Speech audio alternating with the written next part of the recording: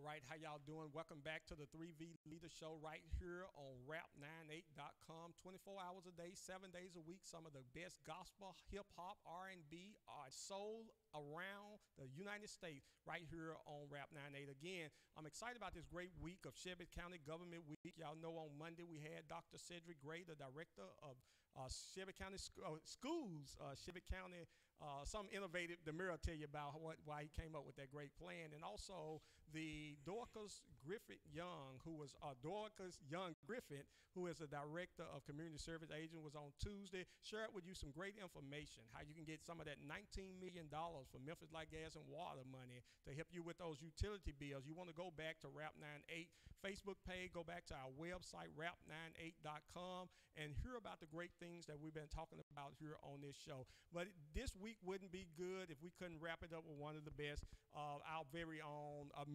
Shelby County Mayor Lee Harris. Thank you, sir, for being here today. Sure. Thanks a lot for having me. I'm really great to be back again. Great to be back in a different capacity.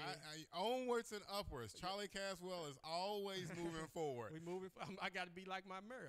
See, that tells you we come from good blood. Your mother was my fourth grade. She was fourth grade teacher at Corns Elementary School, and now we're sitting here together. So that means she taught me well and taught you well at the same time. To keep moving forward.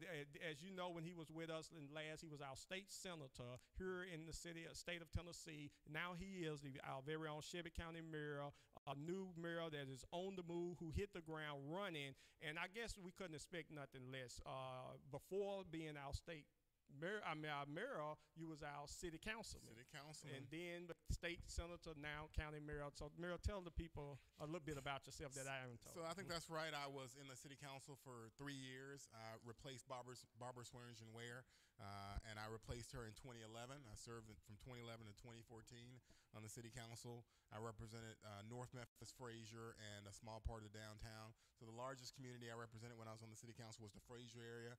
As we all know, there's about 50,000 folks who live in Frazier, so it's one of our most vibrant and most important communities in our entire city of Memphis. The city council district was about 100,000 people, so half of the people I represented lived in Frazier.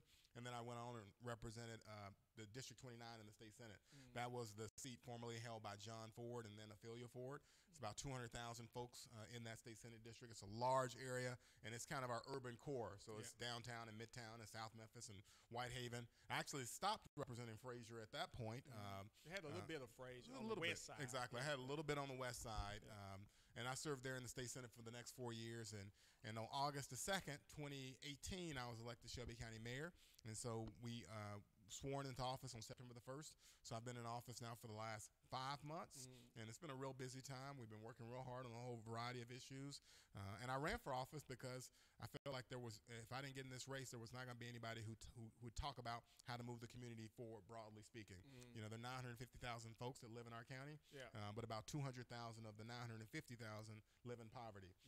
So I wanted to talk about how we move more people out of poverty, how we, help working families, and those kind of issues. And I didn't feel like that conversation was going to be had unless I was in the race.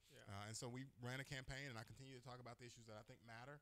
It's criminal justice reform, it's neighborhoods, it's education, it's workforce development. That's what I talk about, right? I don't talk about the corporate subsidies. I don't talk about the special interest ideas. Right? That's going to get done anyway. That's going to get done anyway. They already have their voice. Right? That's what I always say. I say they already have their voice. But there are a lot of folks out there who really want to see improvement, who really want to see change, that need an effective advocate too. And so that's what I intend to be, and that's why I ran for office in the first place, and that's what I'm doing right now. And you're from Memphis originally? Born and raised my whole life in Memphis, so I've been here. I'm 40 years old, and went to Alce Elementary School in South Memphis. John P. Freeman in Whitehaven. Then I graduated from Overton High School. So Memphis City Schools. So is any of those schools still open? That's a good question. So Overton is definitely open, and class of '96. Wolverine. Build a new Alce. Alce is building a new Alce, and I hope Alce is still open. And John P. Freeman is definitely still open. That's a great school, and it's an optional program, and they're just doing really great work. The one thing I'll say about running for office, running for office is a kind of a depressing experience on a whole lot of fronts, right? It's not fun in a whole lot of ways. But one of the best things about running for office in your hometown is is seeing the people who were your teachers, the people who, really poured into you as a young person, come out and support. Yeah. And so I have teachers, like my second grade teacher will come to a community event if we're hosting something, right? My third grade teacher, my fourth grade teacher, my high school principal. I mean, almost all the teachers and principals I've had when I was a student have supported the campaign and come out to events and write me letters and write me letters of encouragement. So that's one of the most powerful things about, running in your hometown is seeing those folks that, you've known all along the way really get jazzed and energized by the campaign. Well, Lee, when I think about you running, I even think about when you ran for city council, but if it wasn't from your mama being my fourth grade teacher, I didn't really know who you were. And so, but you came on the scene, and a lot of times in each of those races, I mean, the first time as a city councilman, people, hey, who is this guy? Do we have a chance of winning? Bam, you won. Then for the state Senate seat to be a 4 is that always, I guess, well, not always, but been in there a long time, and then you come and defeat a Ford. And then when it came to county mayor, I'm sure many underestimated you. You know they did. And especially when you start talking about running for the people. A lot of times the big business money and all of that come in to try to keep that from happening. But you were able to overcome all these obstacles and yet be where you are today. What do you believe your purpose, no doubt, long term, as you see God has moving you in this capacity? So I think my purpose is what I talked about a little bit already. It's the idea that you need to advocate and speak on behalf of people that haven't had that kind of leadership and advocacy before. So I learned early on when I ran for city council, and I went to law school and I went to college and I was a top student in both those places. And so I have a lot of ideas, right? But I learned real early on, nobody cares, right? It's a lot of folks, particularly when I represented North Memphis and Frazier, they just want somebody to do what they want, right? And that's it, right? They just haven't had anybody to just voice their concerns and talk about issues that matter to them. And so I promised a long time ago that that's all I would do, that I would only talk about issues that I'd actually heard from people in the community. If I hadn't heard it from people in the community, I ain't talking about it. So, when I was on city council, people would say, well, what are we going to do about the baseball stadium? We're going to buy it, not buy it? And I would say, I don't care. Let's not talk about it because I don't have anybody in my districts, no one in North Memphis or Frazier who cares at all about whether we buy a baseball stadium, or all these kinds of things. I mean, there's issue after issue after issue like that I would say no one cares.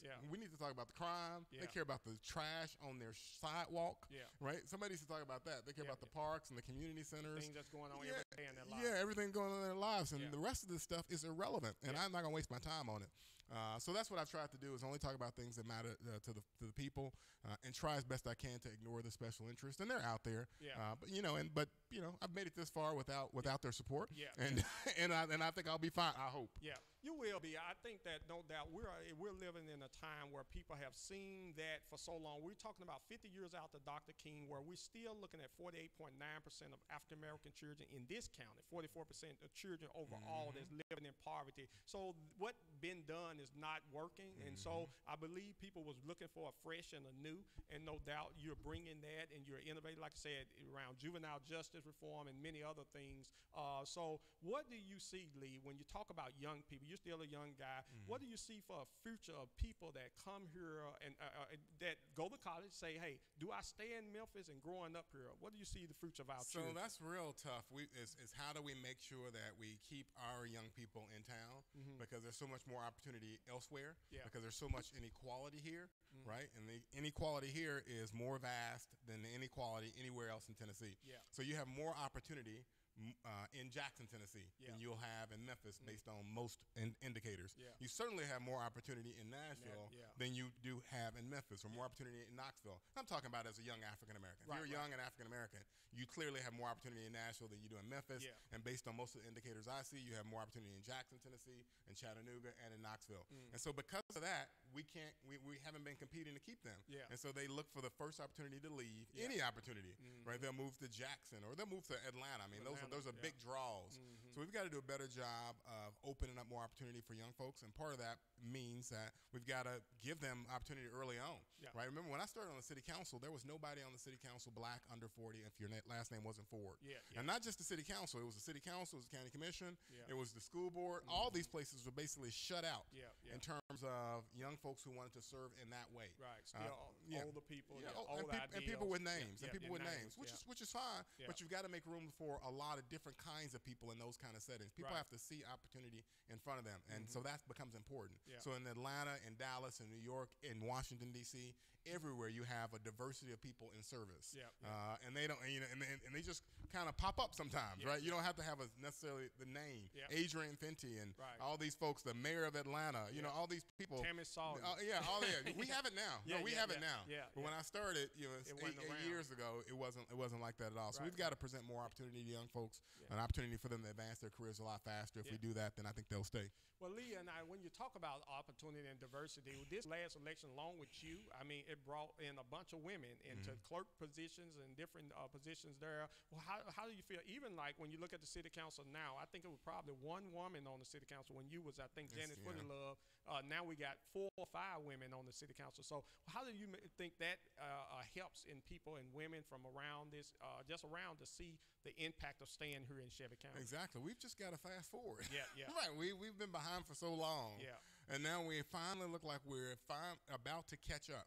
And having women in leadership positions is one example of that. As I talked about before, having a diverse group of people in leadership positions, not necessarily everybody that has this big brand name, able to serve, is another example of that. So when I ran for county mayor, of course, I tried as best I could to develop a slate of candidates that reflected the diversity of this community. And so we ran 10 countywide candidates. And of the 10 countywide campaigns, we had 6 women as part of the slate. So 6 women, 4 men. Yeah. And we won every single race in this last county election. Yeah. So that hadn't been done before, but now you see women in leadership positions, and that is not going to change. Right? That is a permanent improvement. It's a movement going forward. Yeah, it's a movement going forward. So Yeah. from now on, there will be women in every conversation that we have in Yeah. politics and government Yeah. in this community. It is done. It is finished. Yeah. I mean, people say, let's just go back. It's over. It's over, yeah. That battle has been won. Yeah. Women are going to be in leadership positions. If you look at my administration and the way we have built an administration, most of the people in my administration are women. Yeah, yeah. Most of the people we Some selected. good solid women over there. Good solid women. Most Yeah, of the people we selected for top leadership roles Yeah. in the administration are women. Yeah. That also is not going to go back anymore now, Yeah, right? yeah, You're yeah. going to see women in top leadership from Yeah. now on because we had to fast forward and we have done it, and so I think it's going to be a precedent that really sticks. I think that too, Lee, when you said don't go back, is when people see things moving forward. So I think that no doubt, and I say women to me have a lot more compassion about some of these issues when we talk about children, when we talk about poverty, and the things that many of them had to struggle with. You know, sadly in our community, far too many fathers and men are missing out of our community. And how do you see that? Because you've done it again on local level, state level, when it comes to our men that's not involved and not there in the community, and some of them because of the justice system and the injustice that was done there. You've seen that. And we look at the first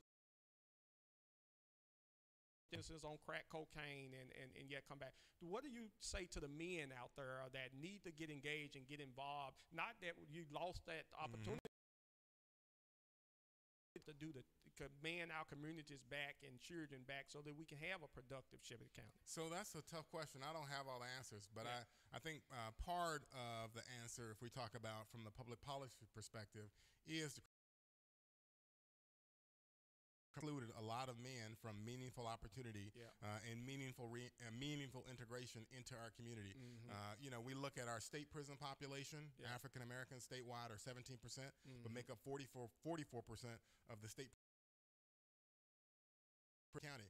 African Americans make up 54% of Shelby County, but over 80% of the jail population here in Shelby County. You look at our juvenile detained population. Right. Our juvenile detained population is almost 100% Right. African American. Yeah. That are disproportionately incarcerated and interact with the criminal justice system, Yeah. which presents huge challenges for them to later have opportunity to take care of a family and integrate into the community. So I believe that's a real big driver here, and we've Yeah. got to do a better job of that, of making sure that the justice system is more fair, and that folks that are caught up in the justice system still have opportunity once they have paid their dues. Yeah. So being that you was on the state level, you had the opportunity to be in the senator serving with those individuals, and we now have a new governor. Do you see some support coming from Nashville to support the innovation of getting the minds transferred to say that when these folks coming out of jail, that we give them another opportunity? Do you feel that you can get that support, and maybe, I don't know, some bonds or things to companies that allow for that opportunity to come? I hope so. So Yeah. we have written to the governor a few times, the new governor, and we're hopeful. So one of the things we've written to him about recently is that on the Shelby County side, we run the reentry program. So we have the Office of Reentry, and we've appointed a real top leader to lead that office, Harold Collins, who used to be on the Memphis City Council. And part of what the Office of Reentry does is it's a resource office, so they provide job leads and so forth, but also soft skill training, so there's classroom instruction. But what we'd like to expand that office to do is also do hard skill training. We love for ex-offenders, once they're released, that they're able to pick up a certification, and they could do it with Shelby County government at our Office of Reentry. And so we have a pretty big property in South Memphis where this Office of Reentry is, and we'd like to create there a classroom.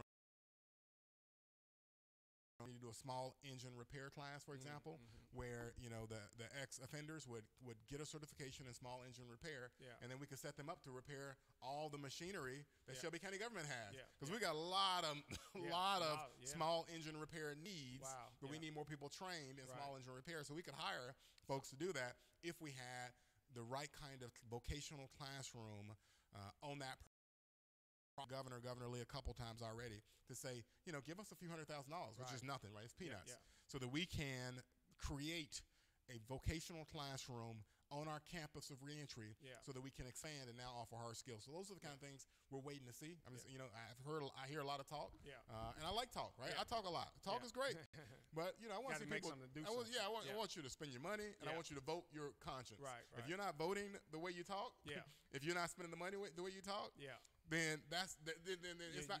You're just talking. You're just talking. So we've asked them to spend some money. When you think about that too, Lee, and I know that you kind of was a champion with us in the Fraser community around me and our city council, knowing that the people that was on the ground doing the work. So you have people like DeAndre Brown, and who's been doing this work a long time and have been working with ex-offenders. I can say have seen very much success. Even one of the projects he's working on now, where a guy came through his program now, got an apartment building, and now have guys out there. They're training to fix on that. How are you incorporating those relationships with people that's already doing the work? That's what I would love to do, right? I always say that as an elected official, I am not Superman. So people tell me their problems and solve this, solve that, and I say, no. Here's what I am. I am your partner. You do your part, I will definitely do my part. But I'm not here to save anything. I'm here to partner with the community. Right. And so I'm looking for opportunities to partner with organizations if they have a specific ask. Right. Specific ask, we're looking to support it. Right. And so DeAndre Brown, Lifeline of Success, for example, I want them to ask for something big, right? Ask for something big. And you heard it, Pastor Brown. I hope you hear it. Come and ask for something big. Yeah. Right. That's what we need to be talking about, because those are the conversations that aren't being had. Right. And not being had. I was on city council for 3 years, and I think in 3 years we probably didn't have any conversation around crime in the community. Right. The number one concern, and we're not talking about crime, we're talking about cutting pension benefits and foolishness. Oh, you're talking about the overall. When I was on the city council back in the day, that kind of stuff's frustrating. Well, it is, but we came with the Fraser 2020 plan. It had crime embedded into that plan to train residents to be ambassadors, but that. All the politics behind that, but I think it made us stronger as community partners and people to do the work. But Mara, now you're in a higher capacity than city council. You're able to make calls and make shots and make things happen. As you said, you don't have to give in to the special interest groups to do it. You can make it happen. And you was innovative in making that thing happen around Hearn, Director Cedric Gray for school. What did you see? All of the schools together around Shelby County. So Shelby County government is one of the last say-sos in how much funding goes toward the school system, and it's actually a large expenditure. So it's over $400 million, and so that's our largest category of spending. And so there is lots of focus around that, around education, because we know that that's the way we're going to really reduce poverty in our community.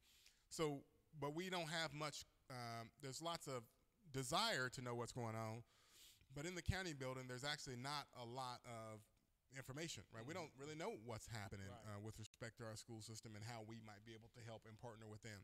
And so Cedric Gray is someone with a whole host of experiences that, in education and in schools. He's a former superintendent.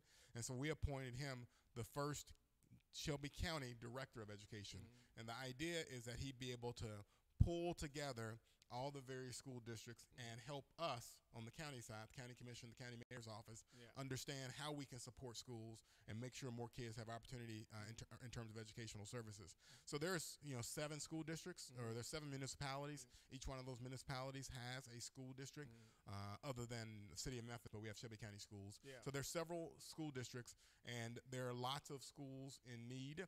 The most important responsibility for Director Gray is the Shelby County school system. Right? That's the biggest school system, and that's the most important school system.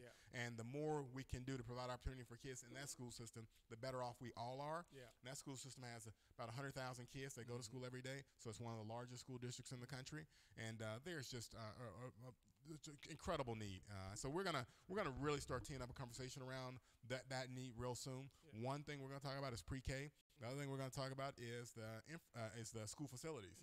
So both of those things need more attention, and they have not gotten more attention. So, if nobody else drives this conversation, I plan to be driving this conversation with Cedric Gray real soon. Get it done. And I'm going to tell you this. So I just love just talking with Dr. Cedric Gray, because the thing, not only that he was a superintendent, he started as a was a substitute teacher and worked his way up. So he's seen it all the way from the classroom level, and he understands the toxic stress and the trauma that many of these children bring to the classroom that equates to that. So the buildings is fine. We most definitely, as I said about juvenile court, need the new building, but it's the building of the children and the families that is going through the poverty and the trauma that gets before they even get to the school. So what do you see as your administration when we talk about, and I know we got the Department of Community Service that can deal with the holistic of the families that's going through domestic violence and poverty, that brings a lot of that trauma to the classroom, that makes it hard for those teachers. Do you see, Mayor, and the question I asked, where resources can be given for more behavior specialists and social workers to help support? Because that's your mama. I was a bad child. I wasn't too good. And so I'm sure we have to get put out the classroom a few times that mess with her opportunity to teach the other kids. Do you see support being given towards something like that, to support teachers who are helping children who are dealing with trauma? I think we're all very supportive of that, and we are moving that ball forward and trying as best we can to drive a conversation. So I really appreciate you and the work that you're doing, because we're going to need a lot of folks putting pressure in a lot of different places if we're going to really make a change in this community. One of the things we are doing, at least we have a little bit of momentum on right now, is taking a different approach to how we treat kids that find themselves on the wrong side of the law. And so there are different kinds of categories of this of crime when it comes to kids. So let me start at the low level crime. So there's low level crime. These are the kids that get caught trespassing, driving without a license, reckless driving, vandalism, low level theft, drinking alcohol, so forth. A lot of those kids receive a juvenile summons, which is a criminal summons, and then later have to appear before a probation officer or appear before a judge. That's an interaction with the criminal justice system. We need to reduce the number of times kids have that kind of interaction. So no arrest, no juvenile summons at all, no interaction with the criminal justice system. We know that a lot of those kids, even for those minor crimes, have suffered a trauma, and we need to try to treat the trauma, right? We need to treat the child instead of trying to arrest the child and make them go through this whole system. So we are opening up a youth assessment center. So you might have heard Director Young Griffin talk about that. And the Youth Assessment Center took a lot of work to get here, but took the agreement of the state and the law enforcement and so forth. And so one of our partners, of course, is the city of Memphis and Mayor Strickland, Director Rollins. University of Tennessee. University of Tennessee. This takes a lot of folks. The prosecutor has to be on board with this. But the idea is that for kids that commit eligible offenses, the minor crimes, that we would take them to a youth assessment center so they can get the treatment that they need and help that they need, instead of giving them a summons and taking them down to juvenile court. They don't need that at all, and that's not going to be helpful. Add more trauma to them. Adds more trauma to them. And then you have the next level of kid who commits more serious crimes. Now, state law requires us depending on the nature of the crime, to arrest those kids and detain them. Yeah. So, for example, if a kid commits a crime with the possession of a gun, Yeah. then state law requires arrest and detention. Yeah. Yeah. There is no other option other than lobbying state legislators to change that law. And we will lobby state legislators to change that law. Right, right. But as it stands now, some arrests are absolutely required. Right, right. And so, depending on the nature of crime, if the arrest is required and the detention is required, we have about 100 kids that are in that situation. Yeah. And 100 kids down at our detention facility. Those kids are in custody for about 24 days on average. Right now, all we do is detain those kids. Yeah. Right? And they're just sitting there all day long. Yeah. Sitting around talking to each other, playing cards. Being more traumatized. Yeah. Watching TV. Yeah. Don't really have access to windows Right. or recreational space Yeah. or any kind of programming. Yeah. Don't have a real full library or sufficient classroom experience. Yeah. We have a great partner in Shelby County Schools Yeah. that leads instruction there called Hope Academy. Hope Academy. But they could be doing a whole lot more. Yeah. So we've said we need to just scrap this whole idea of detention only. Yeah. And we need to, for the kids that have to be arrested and detained for those 24 days, Yeah. we need to make sure that we pour into them Yeah. while they're in our county custody. So that means we need to have programming. We Yeah. need to have social services providers. We need to have community services on staff. Yeah. Right? We need to have faith-based organizations like JIF Yeah. with opportunity to meet with these kids. Yeah. Visitation space for them and their parents. Yeah. Recreational space so we can teach them soft skills like how to play a basketball game without getting into a fight or cursing or so forth. Right? We need those kinds of opportunities. Windows Yeah. so they can tell whether it's day or night. Yeah. Right? Yeah. We need a desk in their pod. Yeah. They don't have desks and they don't have lamps Yeah. and seats. We need, Yeah. we need to take a whole different approach Yeah. so that we can rehabilitate these kids and pour into them while they're in our custody. Yeah. So that's what we have taken to the county commission. It's about a $25 million. But I can tell you, because I've been around for a little while now, state senate and city council, Yeah. if we don't spend it on this, Yeah. we're going to waste it Right. on foolishness. Right. On foolishness. It's going to be $1 billion on the hospitals, on the prisons, and unproductive workforce. All kinds of crazy stuff will come through the door that we'll spend the money on. So we need Yeah. to spend it on the kids who Yeah. are in need. And we've already done the studies, right? We know Yeah. that the kids that find themselves in that situation, having committed a very serious crime, Yeah. almost all of those kids have suffered a trauma. Yeah. A serious trauma in their early childhood. Yeah. Yeah. So let's treat them while we have them While in our you got 'em. custody. And that's what I say is that may be the only opportunity for structure to be placed around them. Again, you're right here on the 3V Leader Show with my good friend and our mayor, Shelby County Mayor Lee Harris, right here in Shelby County, Tennessee. Again, to our listeners around the world, these great things are happening in Memphis. So if you're looking for a great place to come live and stay, Memphis, Tennessee is making it happen 24 hours a day, 7 days a week, right here on Rap 98, the hot radio, gospel, R&B, hip-hop, all of that is going down. And Mayor, again, I just appreciate you coming out and just sharing all of these great things that's happening when we talk about our youth and talk about the things that you're being innovative to approach here. So just tell me, what are some of the things that are keeping you up at night as you do this work to make Shelby County a better place? So one of the things that keeps me up at night now, I think, or this is kind of the next wave of trying to drive a conversation around how to help people. And so the next wave to me is we've got to have a conversation about our schools. And we have not had that conversation, and we've got a vacuum right now. We really need a lot of leadership around what's happening in education and how this community might participate more vigorously and invest in education. Yeah. And so I'm prepared to get into that. The other piece of the puzzle is transit. Yeah. Is that I think that's a longer term discussion, Yeah. but we need to have a discussion around transit and how we can use transit to also improve lives. Yeah. So that's another discussion. Instead of taking 3 hours to get to work That's on the right. bus. That's Yeah. right. Yeah. And the last piece is just the piece around neighborhoods Yeah.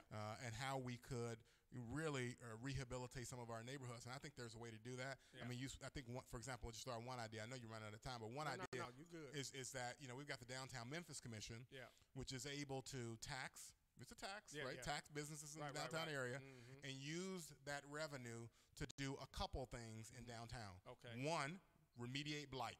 So they use that money to take dilapidated, blighted buildings Yeah. and make them not dilapidated and blighted. Right, right. And number two, make downtown more safe and secure. Yeah. And so they hire the Blue Suede Brigade Yeah. and do any number of things to make this neighborhood more secure. Yeah. We could do that same thing, have Yes, that sir. same model in other neighborhoods where you have it's a central business improvement district. That's Yeah. what they are. You have a central business improvement district in another neighborhood, and I would like to see it in North Memphis, Yeah. the North Memphis area, Yeah. where you have a central business improvement district, which Yeah. generates its revenue Yeah. from a tax. I'm not afraid to say the word, Right, from right. a tax on local businesses, Yeah. but uses the revenue for that neighborhood to do two things: Mm-hmm. remediate blight and make the neighborhood more safe. Yeah, That's what's yeah. happening downtown, and actually, it's working. Yeah. So let's do it it's going elsewhere. to improve the business overall, right? And so again, we have to get, and that's one thing that drives me to the next question. We have to get used to making the investment. That's the mirror phone. That's all right. That's all right. He is the mayor of Shelby County, so his phone can ring during the show. But the is the fact that if you don't invest early, you're going to pay for it later. So people call me up. They say, Pastor, you was part of the transition thing. Why is the mayor giving temporary people $15 an hour? I said, look here, why did they take vocational schools out 20 years ago that would have gave them skills that they wouldn't have to be getting $15 an hour without skills? So you understand that if you didn't make that investment now, you're going to pay for it back in the communities later, right? I think that's right. Yeah. If we don't, I'm for $15 an hour, and I'm going to be pushing that. Yeah. Because we still got we got a few other folks, right? I've talked about the cafeteria workers that work for Shelby County School System. Yeah. So there's a few hundred cafeteria workers that work for Shelby County School System near full-time hours that don't get paid $15 an hour. Right. I know some hall monitors. Yeah, out there. exactly. And so Yeah. I'm determined to make sure they get $15 an hour too. Yeah. And so that's on my list. Okay. That's on my list for sure. Yeah. But that is important because people that work on honest days work should be able to take care of their family. Yeah. Right. Yeah. And we cannot have people who are working in poverty. Yeah. At some point, we got to say enough is enough. Enough is enough. And in too much inequality. Yeah. That we're going to have to reduce the inequality and provide more opportunity. So that's what that's about. When you say that, Mira, we just had the government shutdown. We had federal people, white collar people that basically couldn't even make it 1 month to say that they were losing everything because their jobs were shut down. So we know that poverty is real and that we have to do something to address. So you got an upcoming town hall. What's that? State of the county. State of the county coming up next Friday on the 15th. I guess people can reach out to your office if they want to RSVP, or do we just want all Shelby County to pack up and come? All Shelby County can pack up and come down there. It's just, if you're available. It's 3 o'clock. Yeah. 3 o'clock at the Halloran Center. The Halloran Center is downtown. The whole event will probably only last about an hour. Okay. So I'm not going to give a real long speech or anything like that, but it is our state of the county. It's the first state of the county. We will do a program. The program, like I say, when it's all said and done, will last about an hour. It starts at 3 o'clock on next Friday. So next Friday is the 15th, February the 15th. So can we get a preview to say, is County is strong. It's strong. That's right. And with that, we know it's going to get even stronger as you continue to be innovative and proactive. And I think that no doubt we win as a county to have somebody who was from the ground, from the city council to the state senate to now to have the capacity to where you are serving. You see it from all different angles. And so with that, anything else, Mira, you just want to add to the people as we... No, I see you moving on up here, Charlie. And so we got to make sure that, we help some more folks. Get more people move on up. Just because I know your name, that's how they gave me access to the bill. I don't know about that. Yeah, but I'm glad that we are rap98.com. As you talked about the AutoZone Park, now we got use of as we are here serving right here downtown Memphis with rap98.com. But we can reach out and easily get you from your office to come by here. And again, but Mira, that's what it's going to take. Young people staying motivated, on fire, moving forward. That's what you are showing the young people out here. And again, for our African American men to see a young man like yourself who from this city stayed here and fought to you be in the capacity that you are. Again, I thank you for coming on the 3V Leaders Show and being a part of this. How can they get in touch with you at your office there? So they can get in touch with me anytime. My cell phone number is 644-3509. You gave your cell phone. It's all right. The mayor, yeah. They're going to call. If they leave a voicemail, I will call them back. If they leave a voicemail. Well, you're going to get 1,000 calls. But again, so I say you got office like Department of Community Service. Make sure that we're taking care of those departments because they are taking care of the people in the community. We know that we have a high poverty rate. We have to break that cycle. And I know many innovative things are being done as you continue to work with those jobs and continue to make Shelby County great. And our prayers will continue to be with you and your family. Thanks very much. Good to see you, Charlie. I'll see you on Putt-Putt Golf again. That's right. With the kids. With God the kids. bless you right here on the 3V Leader Show. We'll see you again next week. God bless you.